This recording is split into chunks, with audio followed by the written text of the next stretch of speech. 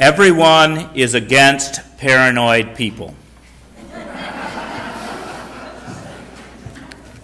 If a person is paranoid, people will talk behind their back.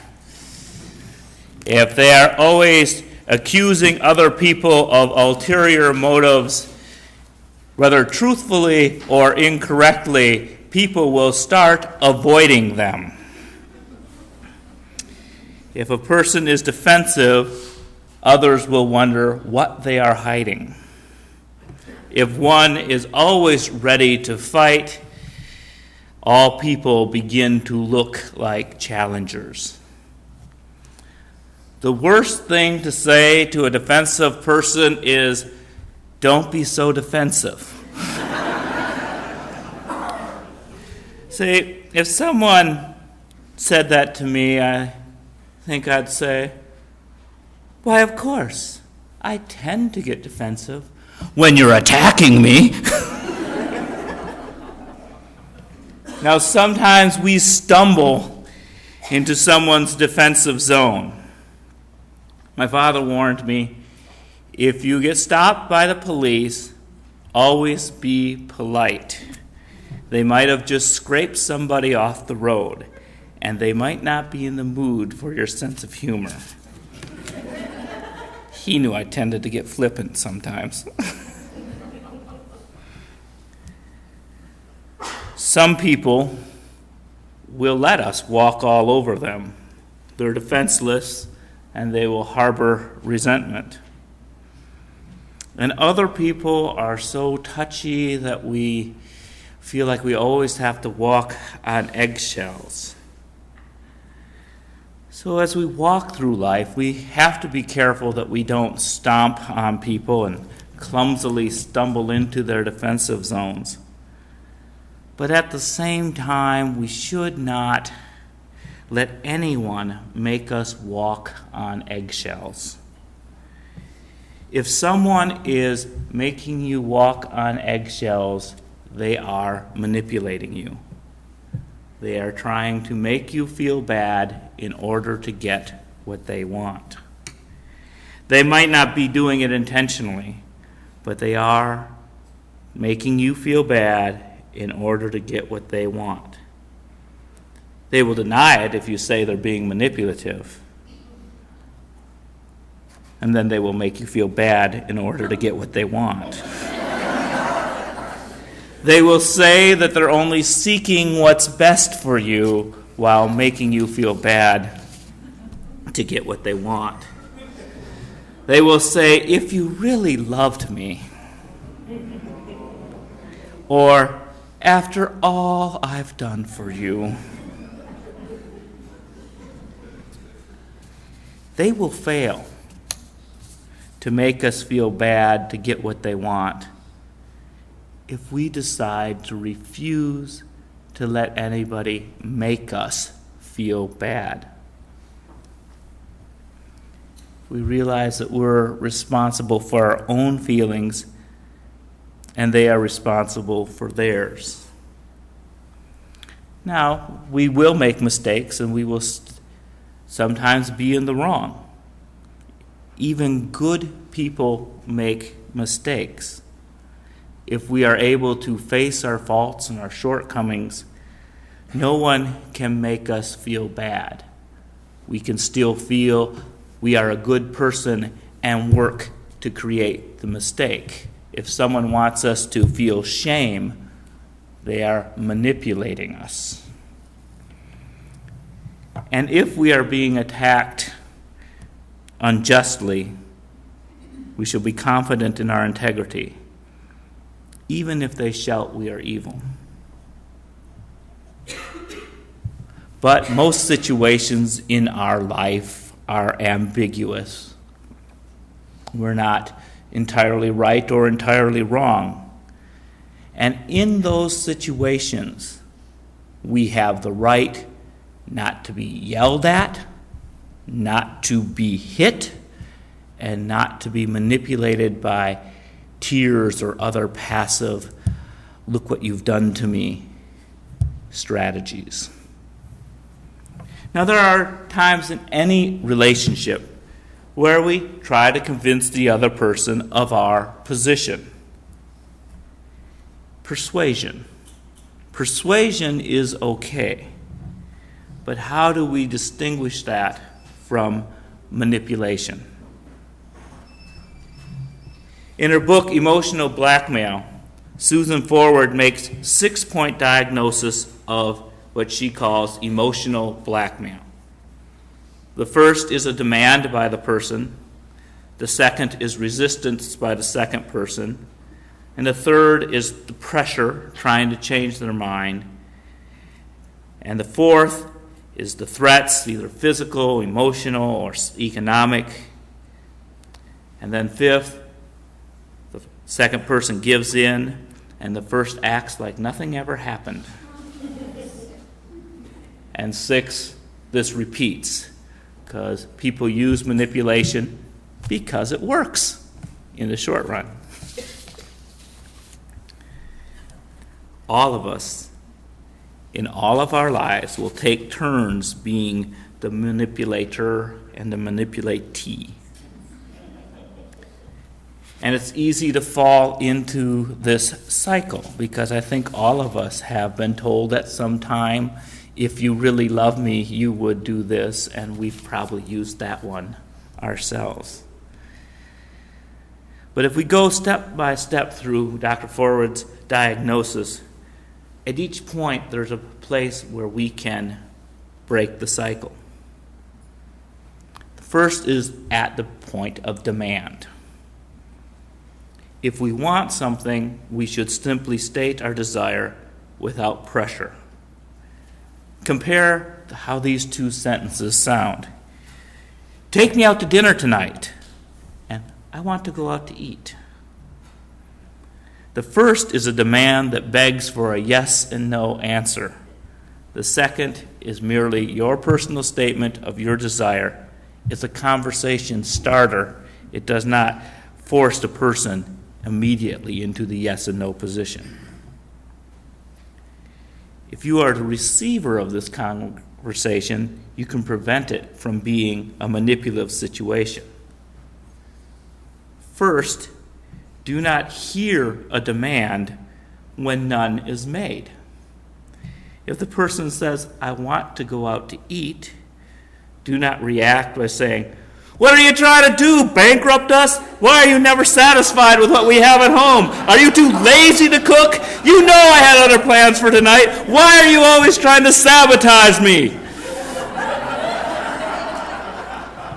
In the short run, that might be effective to make the other person lose their appetite. But this second person has presumed evil intent behind the person's statement.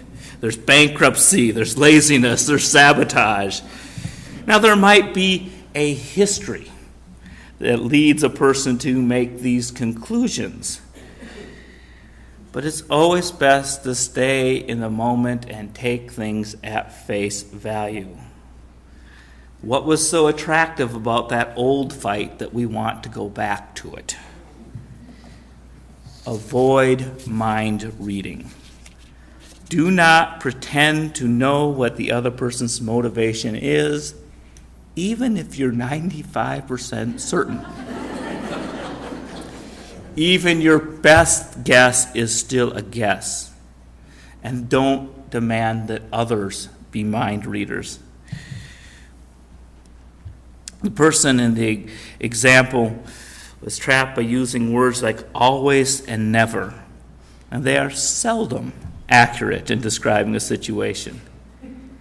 These words close off any opportunity for change, even if someone has acted a certain way up to this point. This moment might be the time that they behave differently, if you don't fall into the old patterns. But if the person does make a demand, hear a request. They may want you to say yes or no immediately, but you might ask for more information. So you want to eat out tonight? Or you could say, could you repeat the request? And sometimes when people have to repeat it again, they realize how they sounded the first time. And there's always the psychologist way. Say, tell me more about your wanting to eat out. Now, this usually slows down the situation and takes some of the fire out of it, but not always. And that brings us to step 2, the resistance. If you have to say no, do firmly and politely. No, thank you. Avoid ambiguity. Do not say yes when you really mean no. Don't counter-manipulate by agreeing to go out to dinner but complaining the entire evening.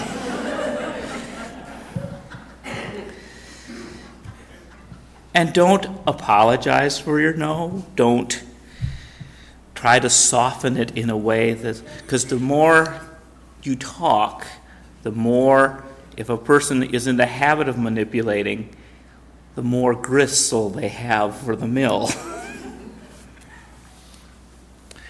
If you are on the receiving end of a no, you have the option to accept it. Why would you want to force someone to do something against their will? You might still go out to eat. You could go out to eat alone, or you might call a friend. Do not expect any one person to satisfy all your needs. When someone comes with you with an opinion, you can say, well, that's 1/5,000,000th of the world's population. It takes some of the strength out of it.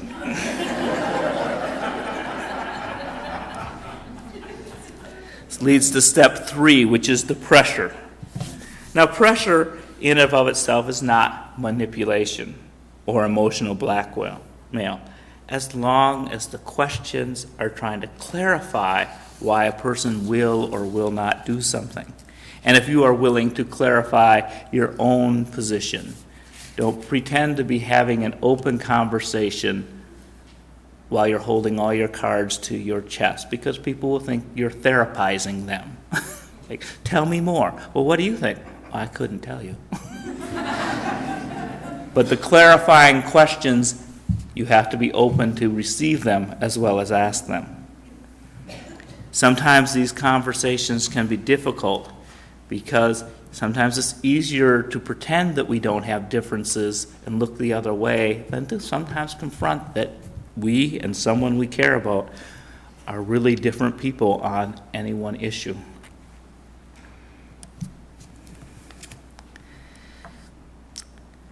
Gets really to the point of emotional blackmail when there are threats. This is where daddy threatens to write you out of the will.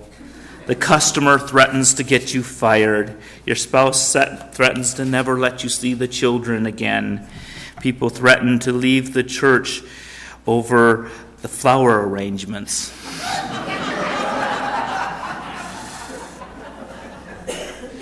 Jay Carter, in his book Nasty People, calls this tactic invalidation. And the full title of the book is great. It's Nasty People, How to Deal with Them Without Becoming One of Them Yourself. And that, I think, is our tendency when confronted. We like to fight fire with fire because if we're good enough, we win often enough. But the thing is when someone's trying to put you on the defensive, is to not go on the defensive. Because when you're defending yourself, there's the implicit focus is shifted to you, and there's the thought of, it doesn't have to do with them at all. It is all you, and it's never all you. A woman who was taking one of Jay Carter's classes was threatened by her husband, who said, "You are going to have to choose between that class or our marriage." because she was kind of learning how not to be manipulated, and he probably didn't like that. And her response was, I am going to the class. It is you that has to choose between the class and the marriage. And she put it back where it belonged. She wasn't going to be the bad guy. She refused to be put in that position. The technique that this husband was using, trying to make her the one that's the bad guy, is called projection. When people are afraid to admit their own feeling and just then accuse someone else of feeling them. Because have you ever had someone say, I don't think you like me, and then try to convince them otherwise? Because anything you say can be easily nullified by, well, you're just saying that. And they have this conversation long enough, you begin to agree with them. I don't think I like you.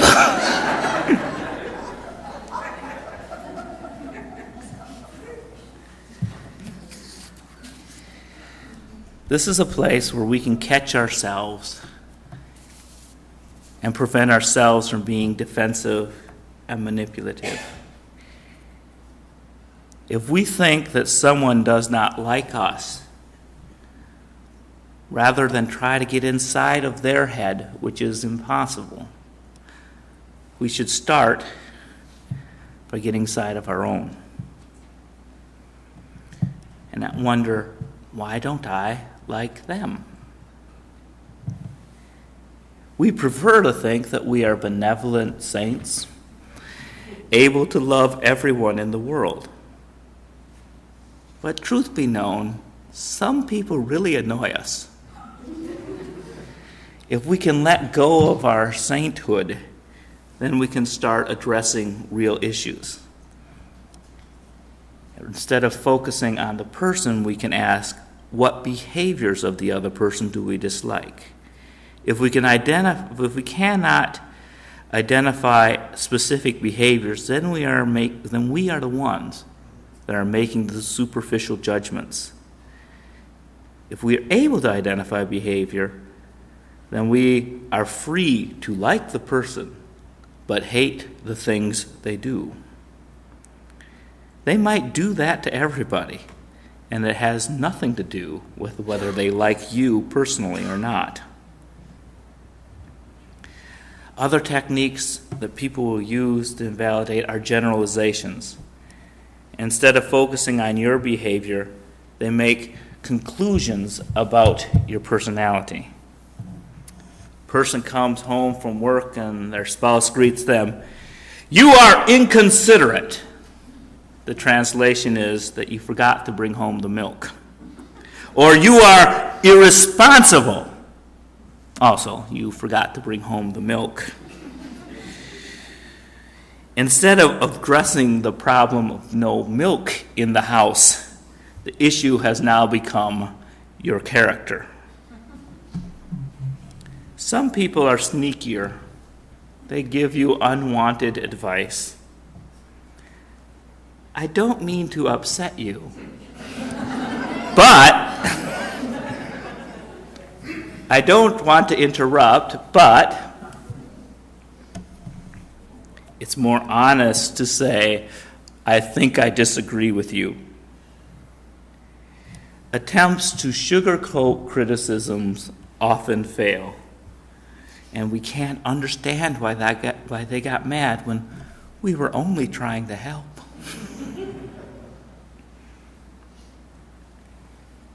Be careful who you are dependent upon for your self-esteem. Compliments are nice, but if we rely on them, then that person has the power to manipulate by then withholding those reinforcements. Susan Forward talks about the tools of the manipulator being the fog. F for fear, O for obligation, and G for guilt. They try to get you in the fog of these feelings, and that's when you're vulnerable. Fear plays on your insecurities. The way to combat it is to be more secure about who you are. Obligation is when they say, after all I've done for you. To combat this, you might say, well, I didn't realize there were strings attached to your gift. I accept it as a gift. Part of giving a gift is letting go. And if we can't give freely, then we probably should withhold the present in the first place.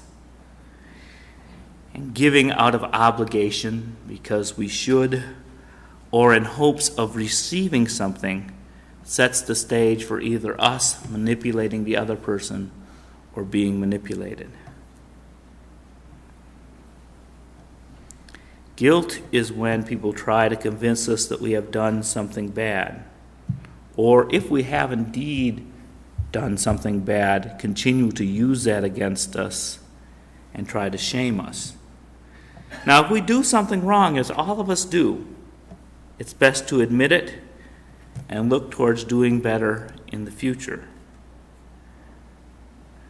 Now, some people don't want to accept that. Instead of focusing on the behavior, they want you to think you are bad. Sometimes we hurt people accidentally. Most of the time, most people are busy trying to do the best they can in their own lives, and they might step into your zone or you might step into their zone.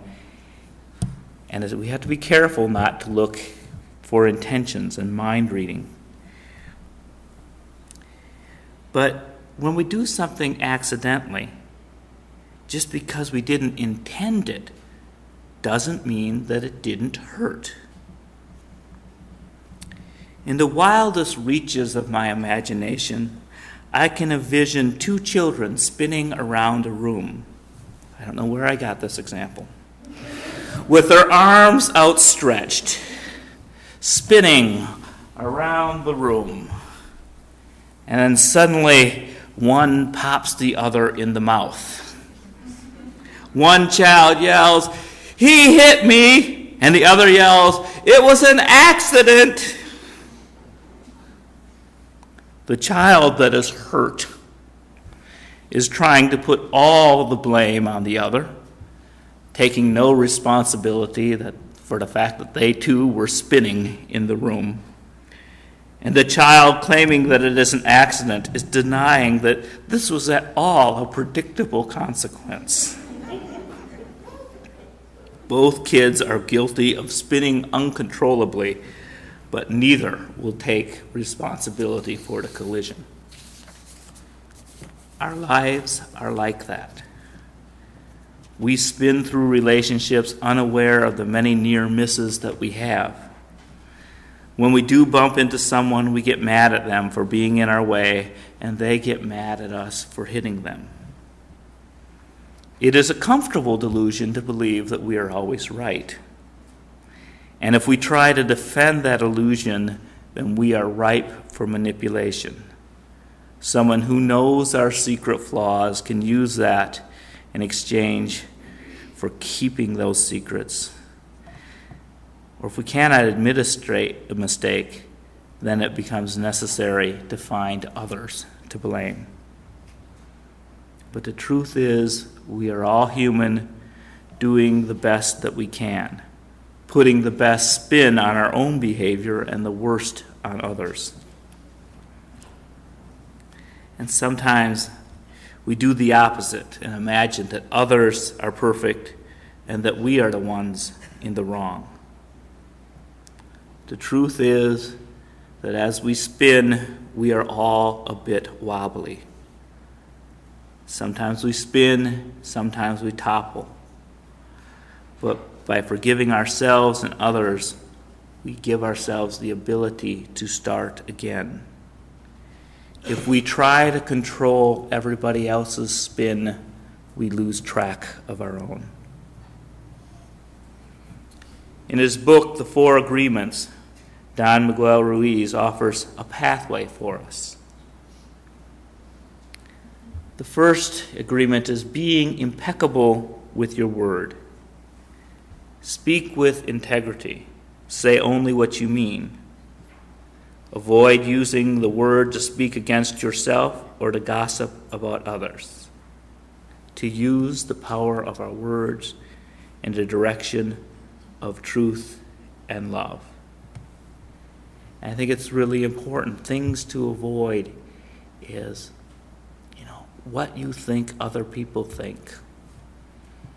Because when we get into that territory, conclusions can go so far afield.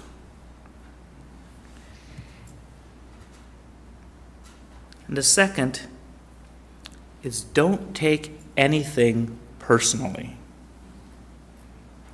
Nothing others do is because of you. Think of yourself as that 1/5 billionth.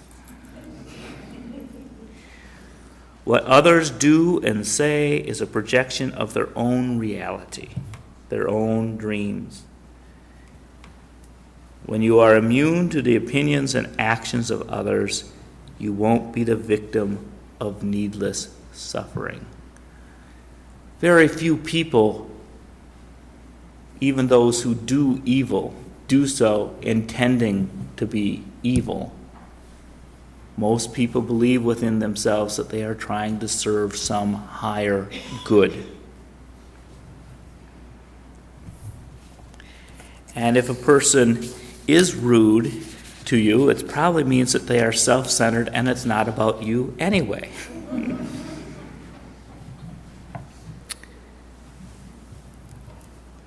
The third is don't make assumptions. Find the courage to ask the questions and to express what you really want. Communicate clearly so you can avoid misunderstandings, sadness, and drama. And so sometimes it's easier to yell our no's than it is to say them quietly. Sometimes because we keep all that built up, that we can't just speak our mind, and to ask a question and to say, instead of you're not being clear, to have the courage to say, I don't understand. Because we don't guess at what's in other people's minds. We can only ask. And the last agreement is to always do your best. And Ruiz says, your best is going to change from moment to moment. It will be different when you are healthy as opposed to when you are sick. But under any circumstance, simply do your best and avoid the self-judgment and self-abuse and regret. These 4 agreements are a variation on the principle of respecting the worth and dignity of all people, yourself and others. And this is a variation on the golden rule of doing unto others as you would have them do unto you. When we are defensive, we twist the rule until it becomes do unto others before they do unto you. When people are being nasty and you can't figure out where it's coming from, they are probably following the second rule, making a preemptive defensive strike. If we understand that, it can insulate us from being hurt, being put on the defensive, and being manipulated. And it will give us the power to act with integrity and grace. Then we can avoid the 5th step of emotional blackmail, which is caving in. We may change our mind after listening, but only after we cut through the manipulation and get to the real issues. The sixth step of emotional blackmail is repetition. People continue to be defensive and manipulative because it works often enough. It works in the short run. But in the long run, for manipulators, life becomes a series of battles to win, and thus we lose the war. If we refuse to play the game of manipulation, either ourselves or in response to it, we will still experience those conflicts in the short run. They're going to always be there in life. But they are likely to stop when a person discovers they no longer work. If they're holding their breath until they turn blue, give them the choice of breathing or dying. Because it was their choice to hold their breath, and you're not responsible for it. If you think that I've been talking about you in this sermon, you're right. But I've also been talking about me. We've all learned the tactics of defensiveness and manipulation. May this fellowship be a place where we can experiment, and experience a better way.